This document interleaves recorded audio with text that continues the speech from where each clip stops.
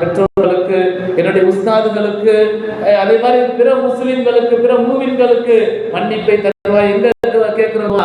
தொழுகையிலே நம்ம கேட்கும் பொழுது தொழுகைக்கு வெளியேயும் பிற முஸ்லிம்களுக்காக வேண்டி மன்னிப்பவர்களுக்காக வேண்டி நம்ம துவா செய்யணும். அது நமக்கு கடமையாக இருக்கின்றது.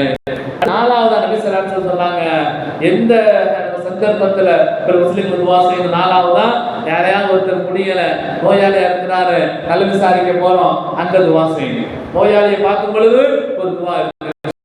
நீங்க கண்டிப்பாக உங்களுடைய டைரிகள்ல உங்களுக்கு எழுதி வச்சுங்க.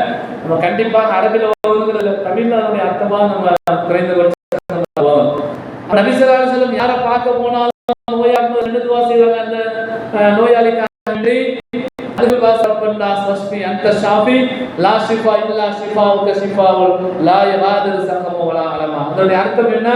ரப்பே, நீதான் இந்த நோயை கொடுத்திருக்கின்றாய், நீயே இவருக்கு நிவாரணத்தை தந்தருவாயாக, ஒன்னை தவிர யாரும் கொடுக்கவில்லை. நோயாளியை நம்ம பார்க்க போகும்போது துவாவை நம்ம செய்யணும் கண்டிப்பாக. அப்ப நபி ஸல்லல்லாஹு அலைஹி வஸல்லம் முஸ்லிம்களுக்கு எப்பொழுதுதான் துவா செய்யணும்? ஒரு நோயாளியா இருக்கும் பொழுது அவருக்கு நம்ம கண்டிப்பாக துவா செய்யணும்.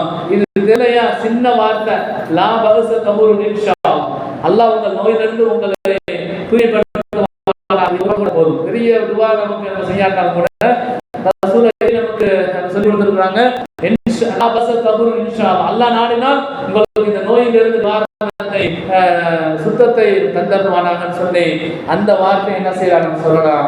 அதே மாதிரி பாத்தீங்கன்னா இந்த மாதிரி நேரங்கள்ல பிற முஸ்லிம்கள் துவா செய்யணும்னு சொல்லியிருக்கிறாங்க.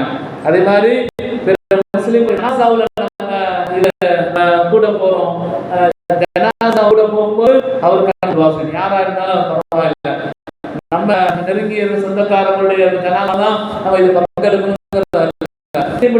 ஜனாசா நம்ம போற பள்ளிக்கு நம்ம சொல்வதோட அந்த மற்ற அடக்கம்